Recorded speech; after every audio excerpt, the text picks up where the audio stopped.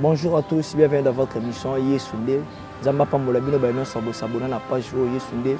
Bino ba bolanda ka émission, bino ba soutenir ka émission. Nzambe apambola bino. Lelo toza en direct en France na pasteur Paul Bikina Teka akolobela biso sur la part de Dieu, akopesa biso nouvelle oyo ko pambola peuple de Dieu. Zala brancher landa biso attentivement Nzambe akozanga te ko pambola yo. Bonjour pasteur Paul. Oui, bonjour mon frère. Bienvenue na plateau Yesunde. Nzamba pambola na ndengo accepter.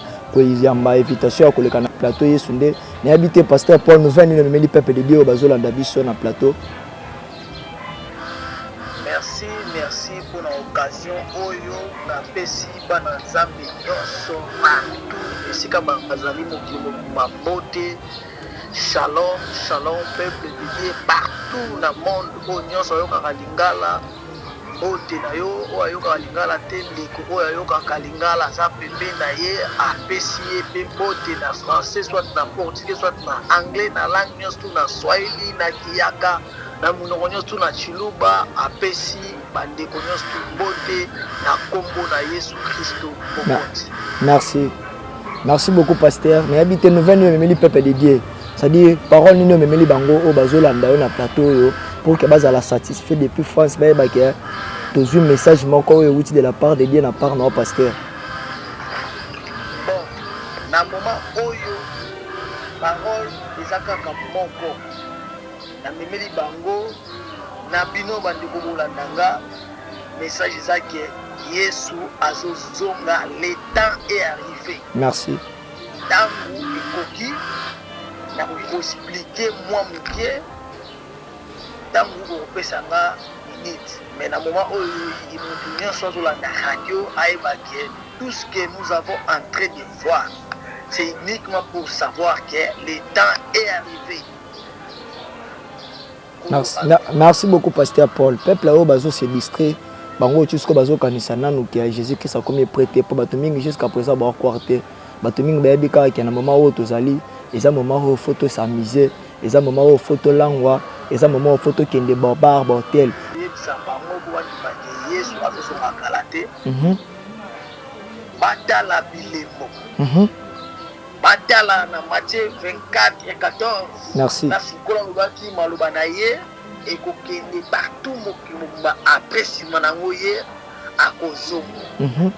Batala place quoi na Matthieu 24 ba épidémie ekoya ya lolenge ebele. Batala lisusu na Apocalypse 11 kubanda na 3 kola bakia kotinda deux messagers. Ah ouais. Deux messagers basa déjà en face de la terre na c'est les deux plus puissants prophètes de l'Éternel. Prophète Élie na Moïse.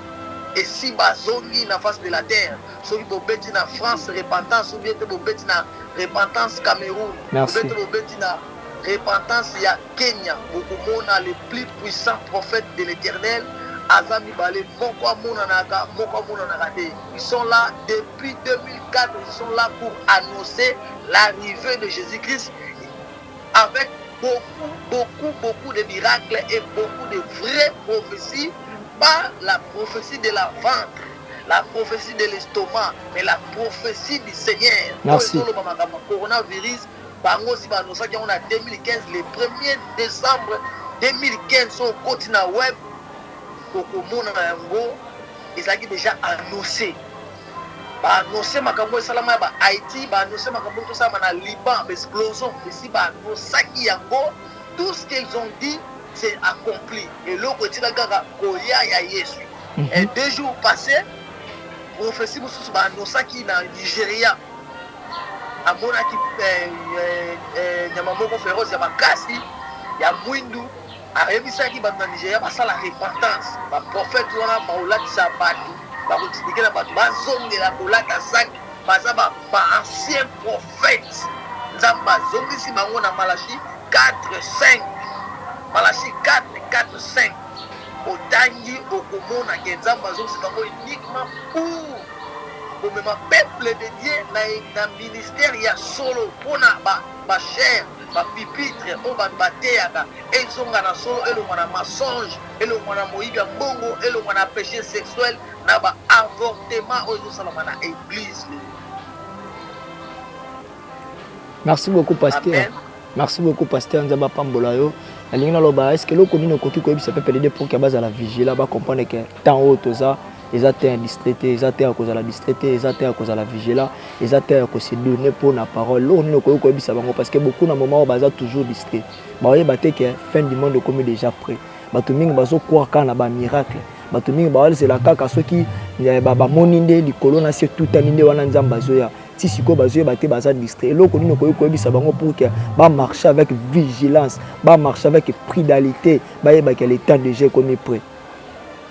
Yebisa peuple nzambe ozolandanga partout aux alliés dans le monde.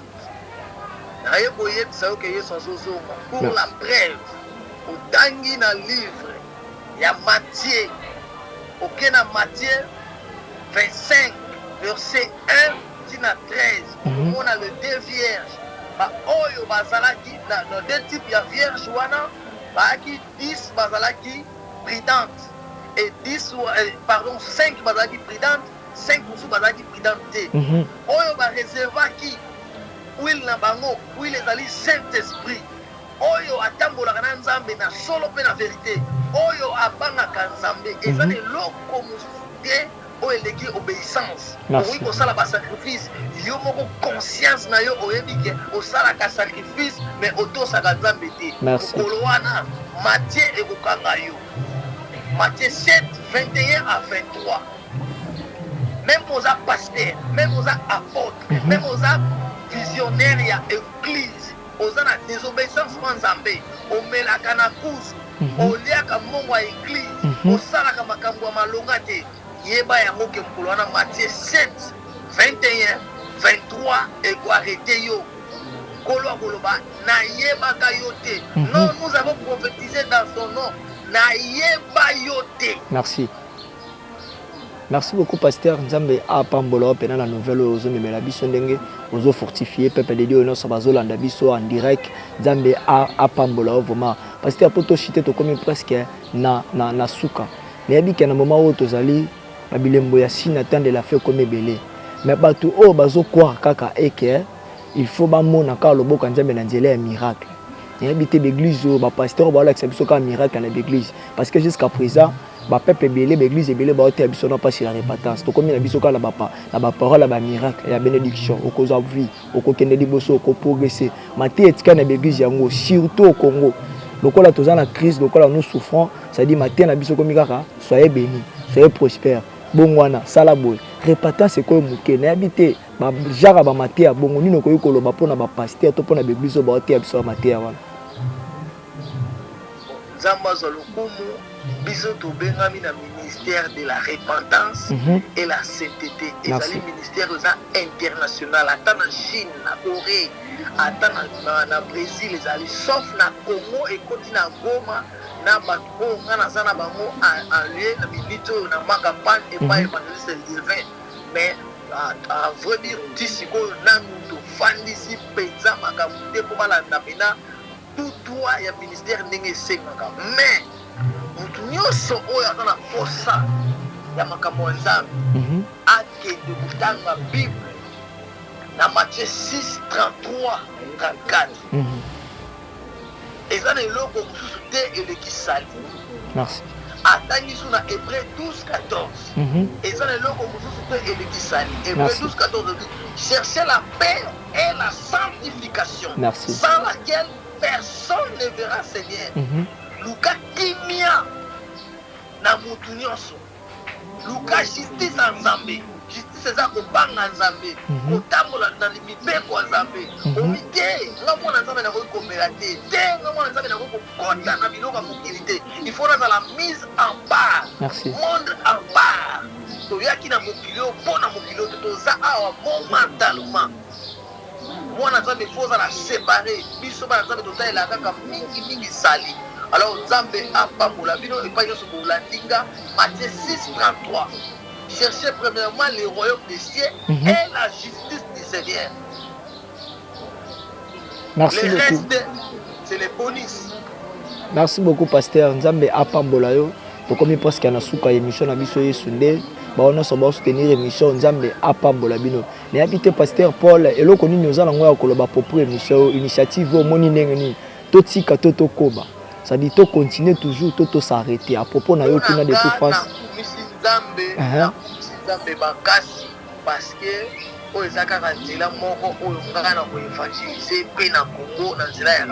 merci. Zambe, il y a deux plus puissants prophètes, Oya Solo, le créateur du ciel et la terre.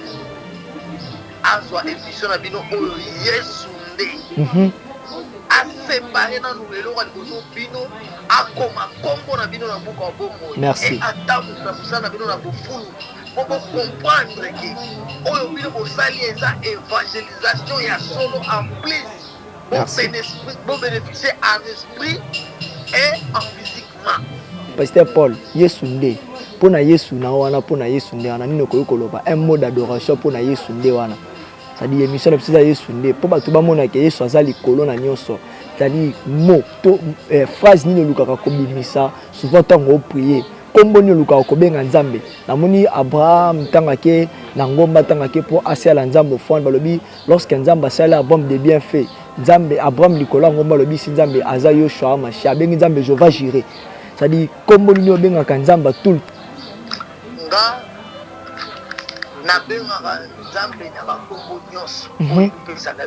merci. Mais combo oyo il équipe à combo nyos tout. Ngana benga kaye Jehova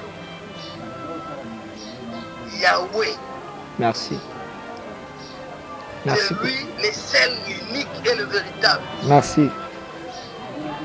Merci beaucoup, Pasteur Paul Nzambe. Jehova Yahweh à majuscule, à grand caractère. Pas à minuscule. Merci beaucoup, Pasteur Nzambe. Apambolo ndengo ocheki présence na émission na biso Yesunde. Merci ndenge aussi disposer vraiment depuis France pour que ôté ya peuple de Dieu bazolanda biso, pour que ôté ya bato no so bazali banda Christ. Merci vraiment ndengo otalisi biso que bientôt là c'est la fin du monde.